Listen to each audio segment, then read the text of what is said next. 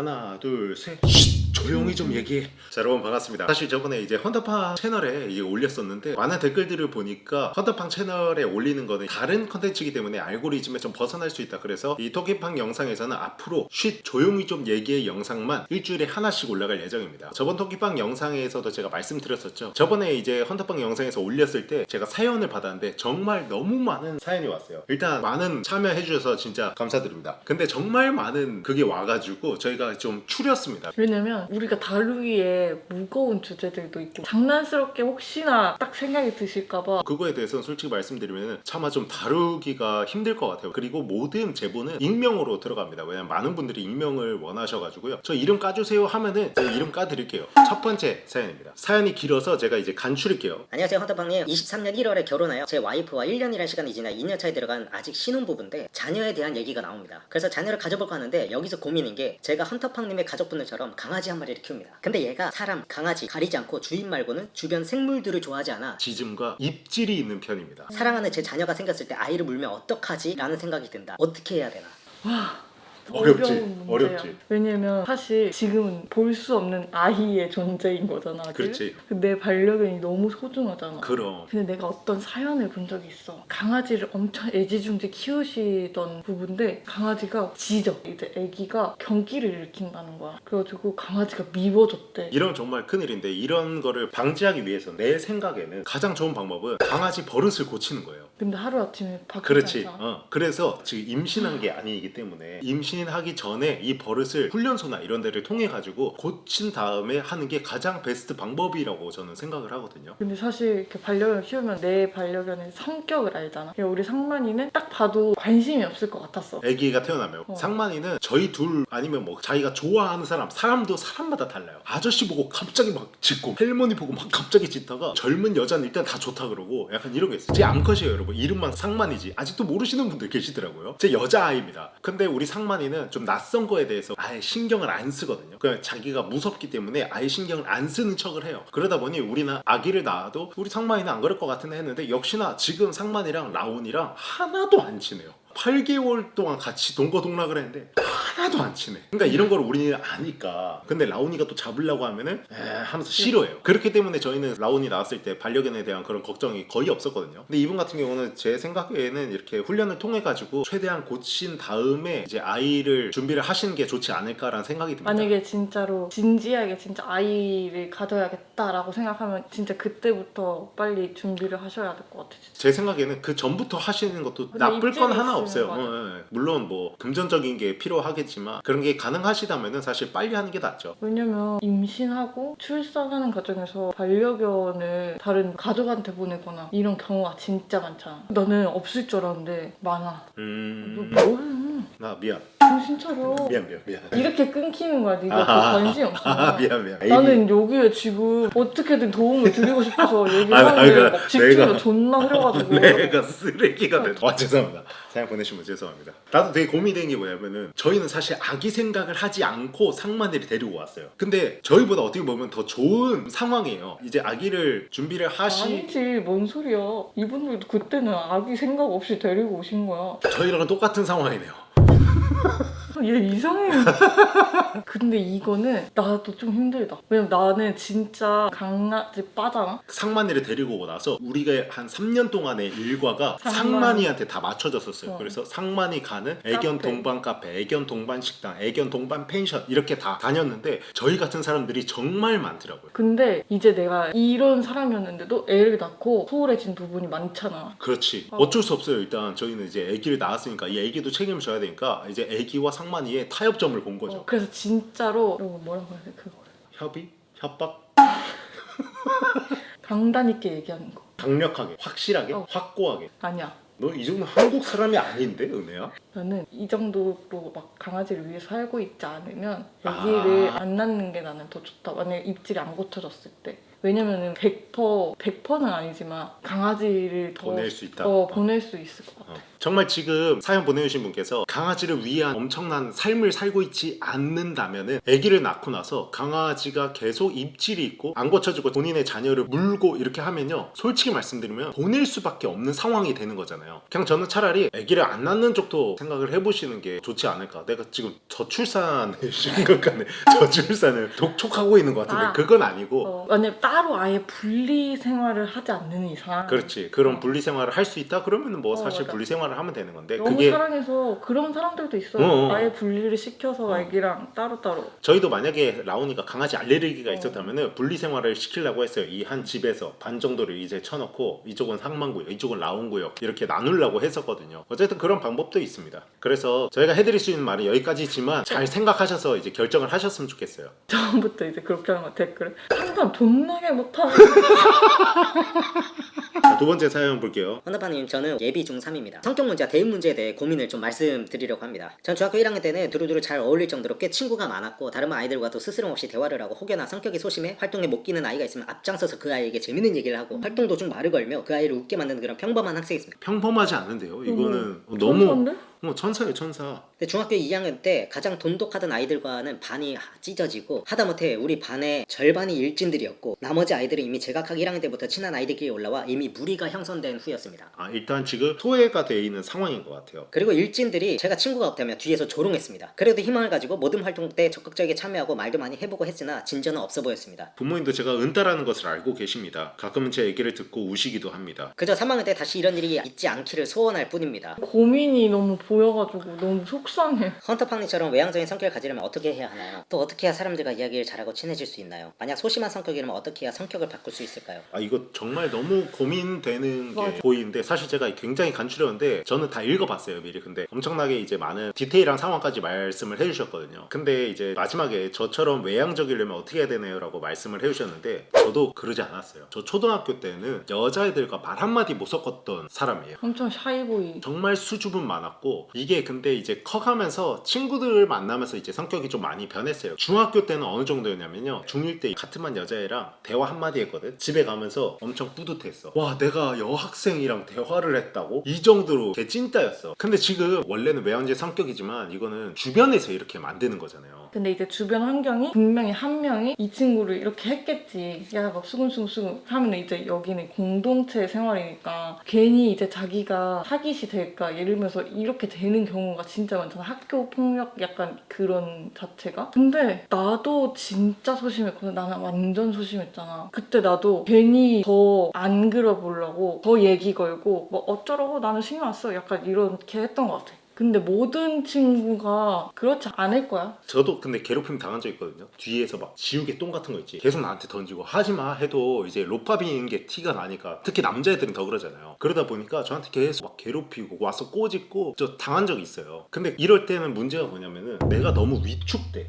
맞아. 진짜 일찍. 한번 위축되잖아? 그러면은 사실 나를 보는 눈이, 그때는 한 반에 40명이었으니까 40명이 나의 이런 모습을 보잖아. 내가 다른 사람들한테 약해 보일까봐 겁이 나는 거야. 그리고 얘는 이래도 된다라고 생각을 하잖아. 내 얘기를 하자면 이런 얘기 해주고 싶어. 나는 중학교 때는 아니고 고등학교 때였어. 이제 잘 놀던 친구들이랑 어떻게 해서 나 혼자가 돼버린 거야. 막 10 몇 명 막 이렇게 같이 놀았는데 이제 갑자기 나 혼자 띵 나오고 애들이 날 수근수근 이렇게 돼버린 거야. 그렇게 무리해서 떨어져 나오다 보니까 나랑 친하지 않는 애들도 야, 쟤 뭐 어쩌고저쩌고 이렇게 모든 사람이 그냥 나를 다 이상하게 쳐다보는 것 같은 거야. 모든 학교에서 약간 왕따가 돼버린 느낌인 거야. 그래서 이제 반 친구들 몇 명이랑 그냥 친해졌어. 밖에서도 같이 놀다 보니까 얘도 이제 생각이 있잖아. 뭐 사실 너 이렇게 했을 때 좀 너도 나는 별로였어. 나한테 이렇게 얘기하더라고. 그래가지고 그때 미안해 내가 그랬구나 이러면서 매일 같이 다니고, 그냥 나는 친구 한 명만 제대로 마음 터놓을 수 있는 친구만 있어도. 은혜의 말대로 모든 친구들이 절대 그러지는 않을 거예요. 이거를 너무 견디려고만 하지는 않으셨으면 좋겠어요. 예를 들어 친구가 없는데 소외가 당하는 그 느낌 들잖아요. 근데 이 소외당한 느낌을 계속 버티고 버티다 보면요, 이 마음속에 이게 쌓여요. 어쩔 수 없이 쌓여요. 솔직히 솔직히 말씀드리면 저는 회피하는 방법도 좋은 방법이라고 생각을 합니다. 뭐 예를 들어 전학을 갈 수 있으면은 전학을 가서 거기서 새롭게 시작을 할 수 있는 거고. 또 꼭 그 자기 반이 아니어도 원래 친했던 친구가 있을 거잖아? 다른 반 가서 놀고 나는 쉬는 시간마다 그냥 다른 반 가가지고 친한 애랑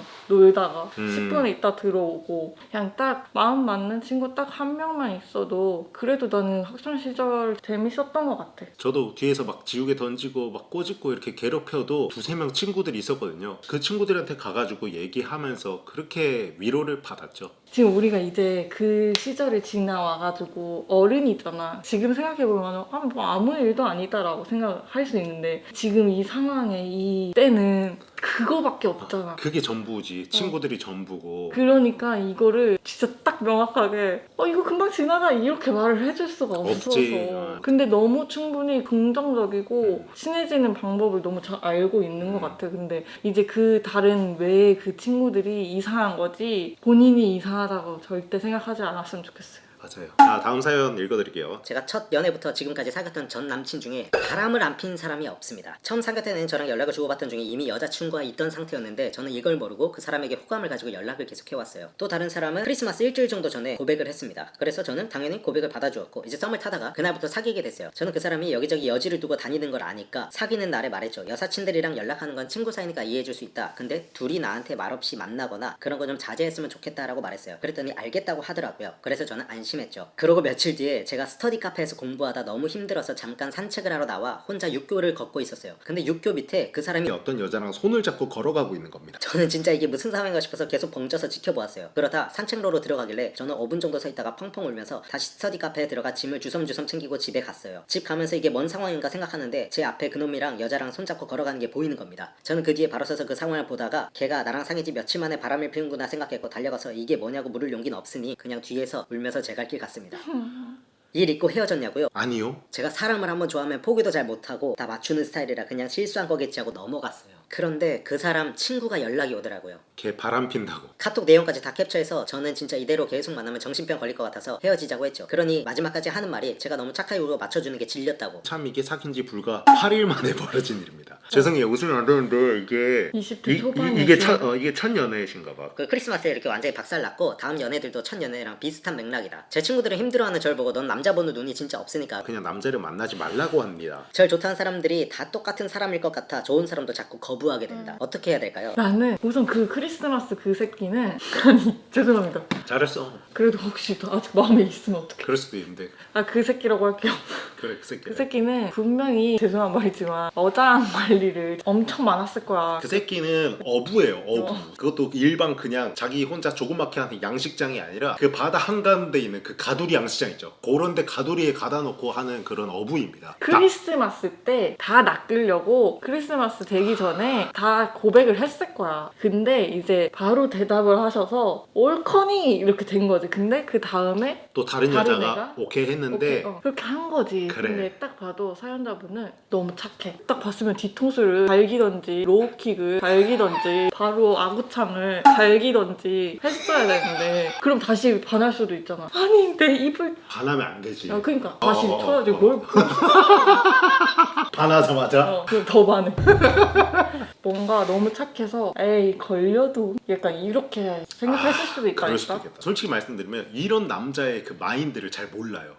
저는 이렇게 해본 적이 한 번도 없기 때문에 은혜 말 들어보니까 은혜 말이 맞는 것 같아요. 일단은 본인한테는 문제가 있는 게 아닙니다. 그리고 이 새끼는 지금도 어디서 막 던지고 있을 거예요. 이 새끼가 잘못된 거고 그리고 또 그런 거 있잖아. 나쁜 남자를 좋아하는 여성분들이 있어요. 근데 내가 봤을 때는 은근히 끌리는 게 다 나쁜 남자였을 가능성이 제일 커. 야 이분이 왜냐면- 아니실 수 있겠지만 왜냐면 좋다고 이제 연락 오시는 분들도 이제 거부를 하게 됐다고 했잖아. 어. 근데 뭔가 본인이 좋아서 만나야 하는 스타일인 것 같아. 근데 제 친구 중에도 여자인 친구인데 걔는 항상 나쁜 남자들만 만나다가 항상 나쁘게 헤어져요. 근데 그 나쁜 남자를 좋아하는 사람의 특징이 뭐냐면은 남자한테 되게 잘 맞춰줘가지고 남자가 어느 정도 좀 쉽게 보기 시작하는 거예요. 얘한테는 뭐 이렇게 해도 돼 괜찮아. 근데 한 번씩 툭 잘 챙겨주는 거지. 그렇지. 그럴 때 한번 끌려가는 거지. 근데 이제. 난 진짜 싫어했어. 그러니까 내가 20살 초반에는 친구들이 나쁜 남자를 좋아했어. 근데 나는 아니 그런 새끼를 왜? 나는 무조건 나를 좋아하는 사람을 만나야 되거든. 그 네 아니라며 병신아. 내가 막 무릎 잡고 흔들었다는 거야. 그거는 센 척하려. 그랬지 네가. 무조건 나를 좋아하는 사람 만났어요. 내가 좋아하는 사람 필요 없어요. 그래서 은혜가 뭐라 그랬는 줄 알아요? 사귄 지 2주쯤 됐을 때 술 취해가지고 카톡 하나 오는 거예요. 황윤승 너 합격이야. 내가 그거 보고 헤어져야겠다 오늘.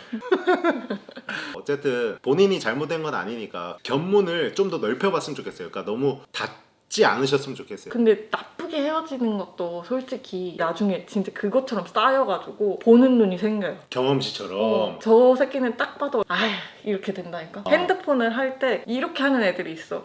니. 그리고 이거 이렇게 뒤집어 놓는 거. 이 습관이 그 새끼는 뭘 허튼 짓을 한 번씩 했던 애들이야. 내가 봤을 때는 뭐 내 생각이지만. 은혜 생각입니다. 제 여러분. 생각입니다. 개인적인 생각입니다. 그래서 이런 게 늘어나는 것 같아. 뭐지? 그러면 썸을 나 혼자 타고 있는 게 아닐 수도 있어. 다른 애가 또 있을 수도 있어. 그래서 저는 그냥 만나보세요. 그냥 만나보세요. 몇 살이라고 하셨지? 50대는 아니시겠지? 내가 니들보다 더 살아. 300명을 만났는데 견문이 안 봐. 이거 장난입니다 여러분. 어쨌든 그냥 좀 더 마음의 문을 여시고 많이 만나보셨으면 좋겠어요. 꼭 본인이 좋아하는 사람 아니어도 나를 좋아하는 사람도 만나보면은 또 그 사람에 대한 매력이 느껴지면서 자기가 또 좋아질 수 있거든요. 그러면은 2주 뒤에 합격이야 라고 문자 딱 하나 보내주시면 카톡 말고 문자로 보내야 돼요. 약간 이런 그 감성 있지. 애널로그. 자, 다음 사연 보겠습니다. 안녕하세요. 저는 2년 동안 사귀고 있는 남자친구가 있습니다. 사귀기 전엔 2년 동안 친구로 지냈습니다. 현재는 시간을 가지고 있는 중입니다. 시간을 가지게 된 이유는 저랑 남자친구가 서로에 지쳐 보이고 서로에게 소홀하게 대하고 있는 것 같아서 시간을 가지면서 서로의 소중함을 알아보면 좋을 것 같아서 한 달 동안 시간을 가져보기로 했습니다. 시간을 가진 지 지금 2주 정도가 다 되어갑니다. 현재 저희 마음은 너무 편하고 일상생활을 할 때는 남자친구랑 연락을 하고 싶다는 생각이 전혀 없고 보고 싶다는 생각도 안 듭니다. 제가 남자친구에게 마음이 식은 걸까요? 아니면 너무 편해서 마음이 식었다고 생각하는 걸까요? 남자친구한테 헤어지자고 해야 할까요? 저랑 남자친구 둘 다 첫 연애라서 어떻게 해야 할지 모르겠습니다. 나의 결론은 헤어져야 한다. 저는 우선 한 번 더 아니, 만나보. 결론. 제 생각은 생각할 시간 가진다고 했잖아요. 가지고 나서 한번 만나보세요. 만나봤을 때 이게 오랜만에 보면 또 다를 수 있단 말이야. 오랜만에 봤는데도 불구하고 감정이 그저 그렇다. 그러면 저는 헤어지는 게 맞다고 생각을 합니다. 이런 연애 사연이잖아. 나의 연애 사연도 얘기를 해야 되잖아. 괜찮아? 괜찮아. 아니 뭐 결혼하고 라온이 있는데 뭐 어때? 나는 이렇게 시간을 가져본 적은 왜? 괜찮아. 얘기해. 편하게. 얘기하면 안 돼. 아니야. 그 아는 사람이 있잖아. 고등학교 때 연애를 했대. 근데 이 시간을 가진 건 아니고 힘들게 연애를 하다가 여자가 맞춰줬어. 계속 맞춰주다가 진짜 너무 힘들게 해서 계속 힘들어가지고 헤어지자 했는데 헤어지고 나니까 마음이 너무 편한 거야. 엄청 슬플 줄 알았는데 여기에 있던 누군 채팅이 나도 그런 적 있어. 알지 뭔지 공감되지? 진짜 공감돼. 얘기해도 돼? 나도? 걔? 아는 친구가 있어. 히히. 히히는 뭔 소리야. 일단 이거 촬영 끝나고 누군데 이게 누구였는데 이제 이렇게 될 수 있어요. 사연 우리가 보냅니다. 어쨌든 진짜 저도 이런 적 있습니다. 헤어지면 힘들 줄 알았는데 진짜 묵은 체중이 내려가는 느낌을 받은 적 있고 너무 자유로운 거야. 이렇게 자유롭고 이렇게 좋다고? 진작에 헤어질 걸 이렇게 생각한 적이 있어요. 제 친구가. 아니 그래서 나는 결론적으로 말한 게 이게 생각이 안 난다고 했잖아? 사실상 진짜 너무 힘들어도 좋아하면은 나는 연락을 안 한 지 2주가 되면은 생각이 날 것 같거든. 밥 먹으러 간다든지 하면은 같이 이거 먹으면 좋을 텐데 이런 날 같이 어디 가면 좋을 텐데 라고 생각이 드는데 이런 게 아예 없고 너무 편하다고 하면은 나는 이거는 끝난 것 같아. 만났는데도 별로면은 헤어지세요. 저도 헤어진 게 맞다고 생각하고 그리고 첫연애시라고 했잖아요. 연애를 더 해보시는 것도 나쁘지 않다고 생각해요. 너는 왜 자꾸 연애 그거야? 아니 너가 아까 말했잖아. 만나면 만날수록 견문도 생기고 경험치도 쌓이다 보면은 진짜 좋아하는 사람이 생겼으면은 3년을 만나든 4년을 만나든 계속 생각나고 좋아할 수 있어요. 그러다가 결혼을 하는 거고. 그 진짜 미운 정도 정이라고 생각이 나는데 그리고 첫 연애인데 생각이 안 난다? 이거는 진짜 난 이미 끝난 거라 생각해. 하지만 헤어지고 나서 생각나고 좀 힘들 수도 맞아, 있어요. 맞아. 왜냐면 첫 연애다 보니까 그 추억이 한 번도 안 해봤던 맞아. 사람과의 추억이잖아요. 그러다 보니 더 생각이 날 수는 있어요. 다음 사연 읽어볼게요. 저희는 32살 동갑내기 커플이며 곧 결혼식을 앞두고 있습니다. 예랑이가 헌터팡님처럼 장난을 많이 치는 사람인데 영상을 보면 헌터팡님과 은혜님이 서로 욕도 하시면서 장난치시잖아요. 개래끼리 발래끼 이런 식으로 재밌게 장난 안 치는데 저는 이게 고민입니다. 저도 원래 장난을 잘 받아쳐주던 성격이었는데 연애만 할 땐 아무 생각 없다가 결혼 날짜를 딱 잡고 나서부터 아이를 낳아 기를 생각을 하다 보니 예랑이의 거친 말본세가 너무 거슬리기 시작합니다. 물론 예랑이가 자신을 향해 쌍욕을 하는 건 아니고 저도 운전대를 잡거나 화가 나면 쌍욕을 하기도 합니다. 은혜 똑같네요. 은혜도 그래요. 문제는 굳이 욕을 할 필요가 없는 상황에서 욕을 달고 삽니다. 예를 들어 맛있는 음식을 먹었다 치면 씨발 역대급이다. 그 정도는 아니고 먹어봐. 아 씨발 역대급이다 이렇게 하겠지. 씨발 역대급이다 이러시진 않지 않을까? 야 임마. 라온이가 한번 움직였어요. 저희 항상 아이패드로 보고 있습니다. 아 씨발 역대급이다 이 정도지. 누가 바로 아 씨발 역대급이다 이러면은 나도 싫을 것 같아. 그럼 이것도 먹어봐 존나게 맛있다. 먹어봐 존나 개맛있어 라고 한다고 합니다. 웃긴 영상을 봤다 치면 미친 새끼 씨발 그 존나 골 때리네. 그렇게 한다고? 라고 합니다. 너무도 평온하고 즐거운 상황임에도 불구하고 불필요한 욕을 계속해요. 한 번은 식당에서 밥을 먹는데 옆 테이블에 1살 정도로 보이는 아기가 있었어요. 물론 말을 전혀 못 알아들을 것 같은 완전 아기였지만 내가 애엄마라면 아무리 어려도 내 아기한테 쌍욕을 들려주고 싶지 않을 것 같거든요. 그래서 얘랑아 옆에 애기 있으니까 욕은 좀 자제해라고 귀에 속삭였는데 쟤는 완전 아기라 못 알아듣고 내가 큰 소리로 말하는 것도 아니고 저 테이블 사람들은 우리가 무슨 대화를 하는지 아무 관심도 없는데 네가 너무 예민하다. 남의 시선을 너무 신경 쓴다라고 하더라고요. 이 시점에서 아기가 있는 은혜님의 생각이 궁금해요. 내 아기가 말귀를 못 알아듣는 응이어도 거친 욕소리 들으면 불편하지 않으신가요? 왜 이렇게 찔리지? 근데 이 부분은 다른 엄마들은 모르겠는데 나도 근데 누가 얘기를 하더라도 사실은 상관은 없을 것 같아요. 입이 거치시네 이런 생각은 하겠지만 한 4-5살이면 더 그렇긴 하겠지? 근데 무슨 그건지 알 것 같아. 막 혹시 내 예랑이가 다른데 피해를 주면 너무 싫잖아. 그럼 그것 때문에 너무 신경 쓰이는 건 당연할 것 같아. 가끔 여보도 막 불필요한 욕을 할 때가 있잖아. 아 씨발 개맛있네 막 이러면서.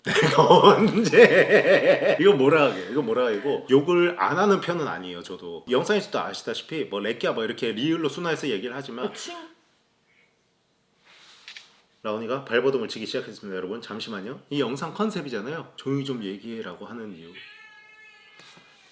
자 달려갔다 올게요. 재우고 왔습니다. 자 그래서 얘기해보자. 근데 가장 중요한 거는 저는 다른 사람 애기가 있을 때 거기서는 욕을 안 해요. 맞아. 왜냐면은 그거는 그 사람들에 대한 배려거든요.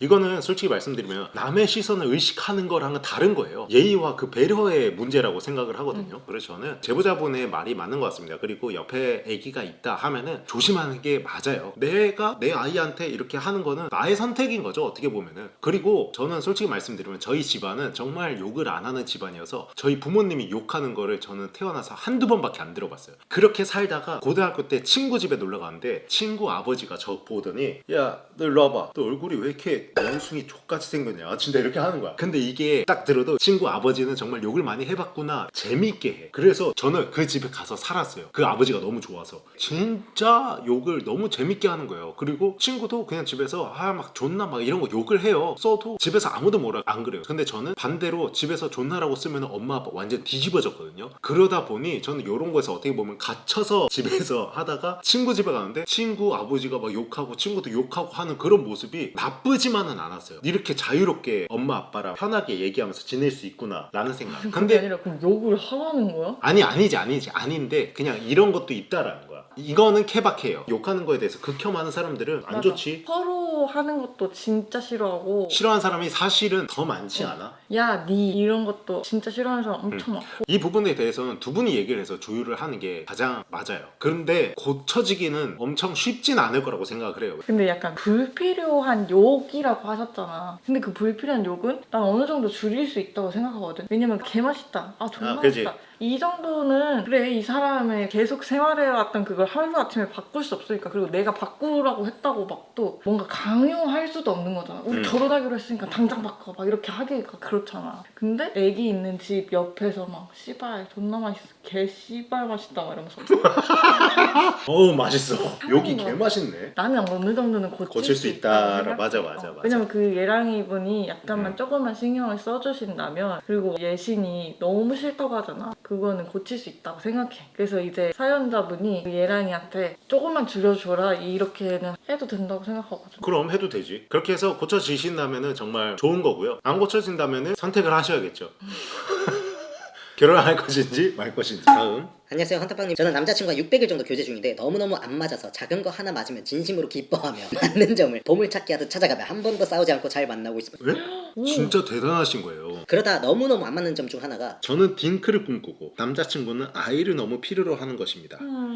항상 미래 얘기가 나오면 살 얼음판 위를 걷는 느낌이라 저희의 미래에 대해 더 얘기를 안 하게 되더라고요. 이럴 때 오히려 더 얘기를 해서 딩크가 좋다고 가스라이팅을 해야 할까요? 아니면 생각이 바뀔 수 있는 걸 기다려야 될까요? 자, 이거는 채택한 이유가 좀 비슷했어요. 저희랑. 은혜는 아기를 조금 낳고 싶어 했고 저는 아기를 낳고 싶어 하지 않았어요. 저는 얘한테 가스라이팅을 당해서 딩크로 바뀌는 분위기였지. 말이 가스라이팅이라고 한 거지. 사실 그냥 저는 난 이렇다. 내 주장이 조금 셌어요. 제가 이제 사실 아기를 낳지 않고 싶어 하는 이유가 뭐였냐면은 아기를 낳으면 희생도 많이 해야 되고 근데 어떻게 보면 이제 경제적인 것도 굉장히 많이 들어가고 그리고 무엇보다도 저랑 은혜와의 둘만의 시간이 이제 줄고 아기가 이제 있는 거잖아요. 왜냐면 저희는 해외여행을 정말 너무 많이 다녀보고 싶어 하고 이런 것들을 많이 꿈꿔왔기 때문에 연애하면서 그래서 이제 싫었던 건데 은혜는 그 사이에도 아기라는 게 좋았던 거죠. 저는 길 가다가도 강아지랑 아기 있으면 강아지를 더 좋아하는 사람이었거든요. 근데 지금은 바뀌었죠. 지금 아기 보면 아기다 하면서 이제 이렇게 되더라고요. 내가 아기가 생기니까. 그러다가 경제적 여유가 어느 정도 생기고 제 주변이 좀 많이 바뀌는 걸 보고 나서 친구들이 아기 낳고 막 아기랑 사진 찍고 하는 걸 보고 나서 은혜한테 얘기를 했어요. 아기 가지면 좋겠다라는 생각을 했어요. 그렇게 해서 이제 제가 바뀌었죠. 근데 나는 여자분이 딩크잖아? 그러면 좀 힘들 것 같아. 다르지 이거는. 맞지? 왜냐면 남자분이 딩크고 여자분이 아기를 좀 원한다 하면은 괜찮거든? 근데 여자분이 딩크고 남자분이 아기를 원하시면 나중에 결혼해서 아기를 낳게 돼. 그러면은 난 너무 힘들 것 같아. 딩크가 아니어도 아기가 생기면 정말 힘들거든요. 근데 약간 이거 다 헤어져! 막 이러고 아니야? 다 헤어져! 아기 낳지 마! 근데 이게 제일 중요한 부분인 것 같은데 우리 주변의 친구들도 안 맞으면은 헤어지지. 야 빨리 헤어져. 이게 얘를 위한 길이고 얘를 위한 길이다. 이렇게 생각을 하잖아. 왜냐면은 아이를 필요로 하지 않는 사람은 아기가 생기면 불행해질 수 있고 아기를 필요로 한 사람은 아기가 없으면 불행하다 생각을 할 수가 있고 근데 이거는 낳아보기 전까지 정말 모르거든요.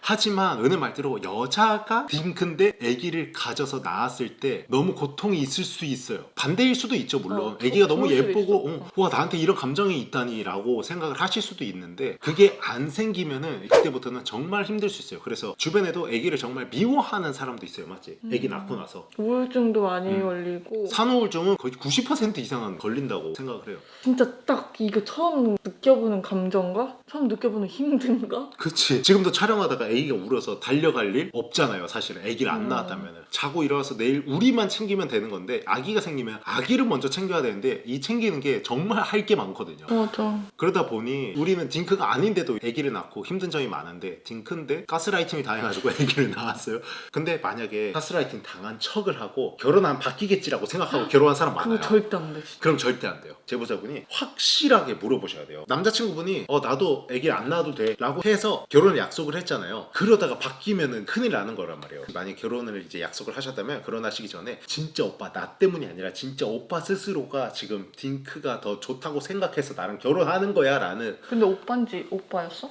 일단 뭐 그렇게 해. 하요 진짜 말 동생일 겁나 수도 던네 ADHD. 그래서 확실하게 이렇게 말씀을 해주셔야 됩니다. 그리고 가스라이팅은 하지 마세요. 근데 이거 웃기려고 쓰신 거. 여기를 쓰신 거겠지. 근데 혹시나 강요하지 마세요. 강요하시다가 더 큰일 날 것 같아요. 자, 여기는 헌터팡 영상을 진짜 잘 보고 계시는 여자분의 제보입니다. 남자친구랑 안 맞는 부분들이 좀 있는데 첫 번째 부분은 음주 문제. 저는 술을 정말 좋아해요. 모르는 사람이 봐도 술을 정말 사랑하는구나라고 생각할 정도로 좋아해요. 이렇듯 술이 너무 좋지만 시끄러운 것도 싫고 만날 친구도 없어서 항상 집에서 소주 2병으로 혼술을 합니다. 하지만 남자친구 술을 안 먹습니다. 가끔 먹으면 하이볼 정도만 조금 마셔요. 그래서 제 남자친구가 저를 걱정하더라고요. 알코올 중독인 건 아닐까. 사실 이 얘기를 처음 들었을 때는 별 생각이 없었습니다. 그냥 남자친구가 술을 안 좋아하니까 그렇게 볼 수 있겠다 하면서 넘어갔습니다. 그래도 걱정을 하니 이제 소주 한 병만 마시고 있습니다. 그런데 한 병 마실 바에는 안 먹는 게 낫다 싶을 정도로 한 병만 먹기에 너무 아쉽더라고요. 인생의 낙이 점점 없어지는 기분이랄까요? 이 음주 문제를 어떻게 해결해야 할까요? 이게 첫 번째고, 두 번째는 음식 취향. 마라탕, 닭발, 찜닭 등을 좋아하는데 남자친구도 매운 걸 먹으면 배가 아프다고 해서 매운 것도 못 먹습니다. 이 음식 취향 문제 어떻게 해야 될까요? 이거를 채택한 이유는요. 저랑 저랑 은혜입니다. 똑같아요. 저랑 은혜가 가장 안 맞는 것 중 딱 두 개가 술과 음식. 딱 이 두 개가 잘 안 맞거든요. 은혜는 술을 좋아하고 저는 술을 아예 안 먹잖아요. 처음에 연애할 때는 저도 이제 제주도 가서 한라산도 같이 먹고 이렇게 했었어요. 한라산 먹어도 2잔인가 3잔. 4잔. 어쨌든 뭐 이렇게 먹고 하다가 이제 어느 순간에는 저도 이제 좀 은혜한테 미안하긴 하지만 이걸 내가 먹어도 기분이 좋아지지 않는데 왜 먹어야 되지라는 생각이 들더라고요. 그래서 나도 이제 안 먹게 되다가 은혜도 점점 안 먹게 돼서 은혜도 주량이 줄었죠. 이분과 지금 굉장히 비슷한 공감을 조금 하고 있을 것 같아.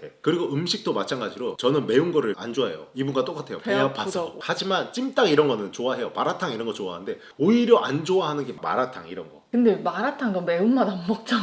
흰 마라탕 좋아해요. 그래서 이거는 솔직히 말씀드리면은 그때그때마다 조율을 해야 될 것 같아요. 남자친구분과 얘기를 해가지고 예를 들어 혼술을 해도 아무 문제가 없어 내가 그냥 적당히 기분 좋고 건강도 괜찮아 라고 하면 나는 괜찮다고 생각해. 근데 나는 건강도 괜찮은데 약간 알코올 의존도가 높으신 것 같아. 아 근데 그게 낙인 거 알지. 그렇지. 왜냐면 딱 회사 생활하고 집에 와가지고 약간 그 취기 있을 때 그 기분 좋음, 왜냐면 너무 힘들었으니까 그때가 딱 내 자유고 뭔가 내 시간인 것 같고 그런 느낌이 와서 맨날 하게 되는 거야. 그게 거의 중독이야 진짜. 그 기분 중독. 이걸 은혜가 이렇게 잘 안 하면은 은혜가 혼자 자취할 때 좀 그랬던 적이 있어요. 한동안 혼술에 조금 빠져가지고 혼자 취할 때까지 마시고 막 친구들한테 전화해서 얘기하고 막 근데 혼술 진짜 그러더라고. 무서워. 혼술이 근데 진짜 무섭더라고. 그때 저도 제보자분의 남자친구분처럼 저도 그때 남자친구의 입장이었기 때문에 되게 걱정 많이 했어요. 혼술 하지 말아라. 은혜가 일 끝나고 알코올에 의존을 하고 막 친구들한테 막 전화를 막 몇 시간 동안 하고 이런 모습들을 보니까 되게 불안해졌어요. 근데 만약에 제보자분도 그런 모습이 남자친구분이 보셨을 때는 있을 수도 있어요. 안 먹는 사람 입장에서. 저는 걱정은 할 수 있다고 생각해요. 저처럼 아예 안 드시니까 그래도 하이볼 드시면 잘 드시네. 근데 은혜도 그러다가 이제 안 했죠 어느 순간. 맞지? 나는 차라리 그 술을 그냥 남자친구랑 같이 먹어. 남자친구가 안 먹어도 안 먹어도 그냥 같이 얘기를 하면서 이렇게 한두 잔씩 마시고, 왜냐면 혼자서 먹으면은 내가 알딸딸해질 때까지 먹고 싶다니까. 그래서 한 병이 아쉽다고 하셨잖아. 그렇지. 왜냐면 2병이 딱 좋거든. 와 너 진짜 완전 너 얘기다 음. 이거는. 그래가지고 뭔지 알아요 진짜. 지금 소주 까고 싶네. 그리고 요새는 은혜가 이제 술을 안 해요. 왜냐면 이제 아기를 계속 케어해야 된다는 그 생각 때문에 내 몸이 너무 피곤하니까. 절대 취하면 안 돼가 있어가지고 딱 조절을 하더라고요. 그리고 음식 같은 경우는요 아직도 저희도 못 풀었어요. 못 풀었어요. 매운 거 먹고 싶다. 막 신전 떡볶이 막 이런 거, 엽떡 막 이런 거 먹고 싶다. 벌써 피똥살 준비하고 있어 나는. 근데 이거를 또 안 먹다 보니까 매운 걸 진짜 못 먹겠는 거야. 그 거의 가스라이팅 당해가지고. 저도 가스라이팅 당하고 있습니다. 저는 연어를 못 먹어요. 잘 먹는데 못 먹어요. 그게 아니라 맨날 연어초밥 사가지고 지 혼자 먹어요. 은혜가 이제 싫어하는 게 제가 좋아하는 것들이 많아요. 그러다 보니까 이제 저희는 부부기 때문에 저도 이제 컨텐츠 나가지 않으면은 서로 같이 밥을 먹잖아요. 밥을 먹을 때 은혜가 싫어하는 것들과 내가 좋아하는 것들이 안 맞다 보니까 이 중간에 타협점을 맞추게 됨으로써 비슷한 것들을 자주 먹어요. 맞지? 내가 먹고 싶은 거 있을 때는 은혜가 좀 양보를 해주고 은혜가 먹고 싶은 거 있을 때는 내가 양보를 해주고 지금 그냥 배려를 하고 있죠. 맞지? 그런 식으로 이 먹는 거는 사실 충분히 조율해 갈 수 있고 그렇게 막 크게 싸울 문제는 아니라고 생각합니다. 근데 두 분이 식탐이 엄청 많다? 그러면은 개싸울 문제겠네요. 이거 맞지? 저희는 식탐이 막 엄청 많진 않아요. 서로 아직까지도 서로 먹다가 하나 남잖아요. 은혜야 너 먹어. 아니야 오빠 먹어. 이렇게 하는데 은혜 웃긴 게 뭐냐면은 은혜야 너 먹어 했을 때 아니야 오빠 먹어 하면 어느 정도 배부른 건데 진짜 성에 안 찰 때가 있어요. 은혜야 너 이거 먹어. 응? 근데 저도 그래요. 은혜가 너도 먹어 했을 때 저도 너무 먹고 싶다 그러면은 은혜가 먹어 할 때까지 기다려.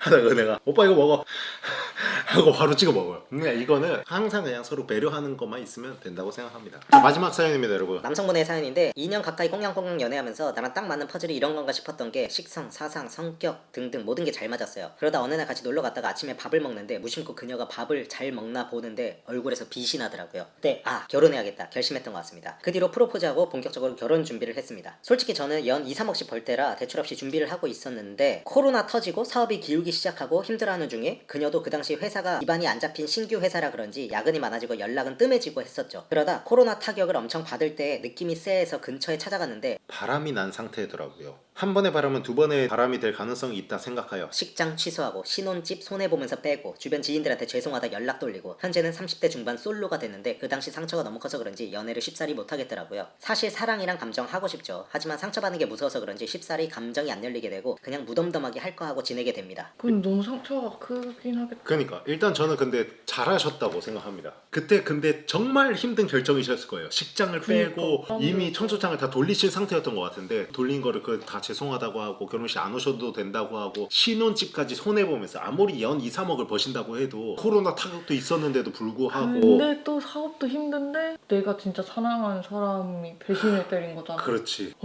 그거는 하늘이 무너져 내리는 건데 그때 상처가 커서 지금 연애를 못 하신다고 하는데 그럴 수 있다고 생각해. 내가 그렇게 힘든 와중에 그분은 바람을 피우고 있다고 생각하면은 그 마음의 상처를 딛고 한번 해보시는 걸 저는 추천드립니다. 사실 드릴 말씀이 이거밖에 없긴 한데 그 오늘로 이거 연애 상담 같은 거 다 끝나고요.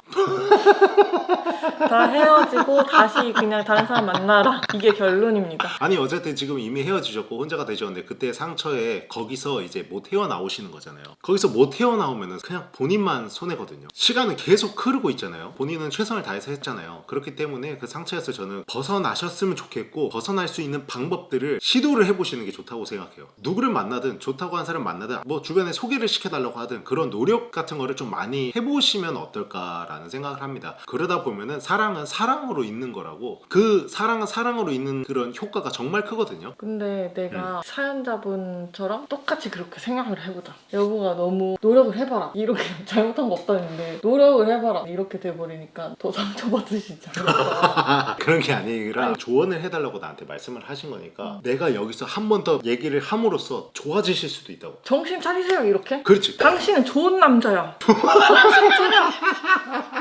이렇게. 그렇지. 이런 거를 받고 싶으셔가지고 제보를 하신 걸 거야. 본인이 30대 중반? 아직 꽃다운 나이구만. 진짜 그건 맞아요. 그리고 약간 주변 친구들이 결혼을 했다고 해서 뭔가 자기가 늦은 것 같잖아. 절대. 저도 30대 중반이잖아요. 제 친구들 중에서도 결혼 안 한 친구들이 훨씬 많아요. 그래서 결혼에 대해서 그렇게 막 생각하지 마시고 그리고 지금 경제적으로 여유가 있다고 써놓으셨거든. 사실 30대 중반에 경제적 여유 없는 사람도 너무 많아. 근데 정말 큰 무기를 가지고 계신 거니까 자신 있게 그냥 사랑을 찾아가 보셔도 좋을 것 같아요. 저는 이제 상처에서 벗어나시고 벗어나라. 상처에서 벗어나라. 오, 안 짜는데 어떻게 이렇게 잘 맞냐? 내가 맞춘 거잖아.